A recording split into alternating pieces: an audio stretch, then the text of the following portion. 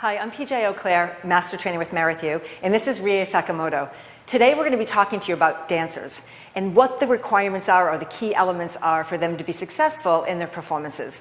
One of the most important things, and we teach this in our Fascial Movement course, is how to have tensional integrity through the body. So what do I mean by tensional integrity? I mean, how are you able to manage or understand proprioceptively how much tone your body needs to perform whatever task is demanded of you. So for instance, if you have too little tone, you're in a collapse mode. If you have too much tone, you're stiff. A dancer needs that someplace in between. And they have to be able to think about, if they're performing with other people, how much tone is necessary to be picked up by their partner or to be able to land properly. All of these things are management skills that a dancer needs to have.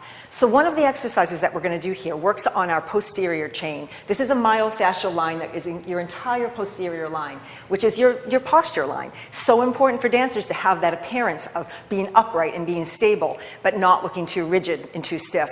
So we're going to work on that line by using this band. These bands are perfect for creating that tensional environment. So what we're going to start with, Rie, we're going to put this on our foot like that.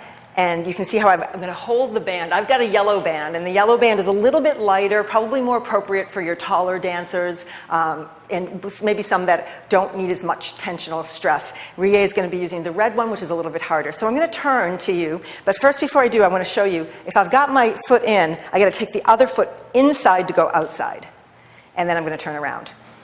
So we're going to start with a hinge pattern. All of the weight has to transfer onto the standing leg, which is in front.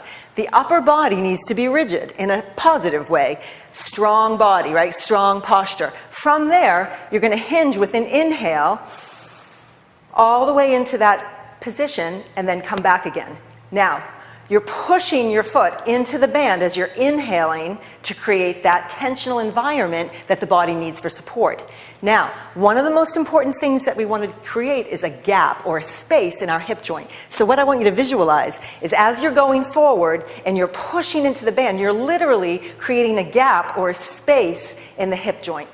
Can you sense that feeling of space? Yeah, it's great. If you really work with the band to push into it and drive the forces into the band, you'll feel that gapping at the hip joint. Now, another thing that dancers need to be able to do is rotate and have that rotation happen in a cylindrical fashion, which means not rotating in isolation, but the whole torso from the pelvis going into rotation. So watch what we do here. This is a challenge, but we're gonna do it, right, Rie? So we're gonna inhale into that hinge pattern, and then I'm going to use my pelvis as a driver and rotate.